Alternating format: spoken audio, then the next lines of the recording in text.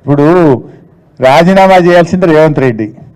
ఇందాక నేను చెప్పినట్టు చోరు ఉల్టా కోత్వాల్కు డాంటే అన్నట్టు మోసం చేసింది ఆయన, మాట తప్పింది ఆయన, ఇచ్చిన మాట నిలబెట్టుకోకుండా 31,000 కోట్లు 15 ఆగస్టులోగా చేస్తా అని 17,000కే చేతులెత్తి రాజీనామా చేయచాతగాక ముఖం చెల్లక ఉల్టా నా మీద ఇంకా హోర్డింగ్లు పెట్టించే ప్రయత్నం చేస్తుండ్రు.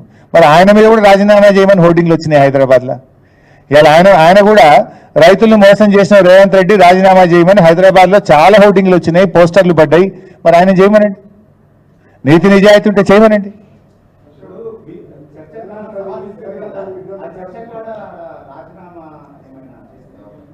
ఏమంటారే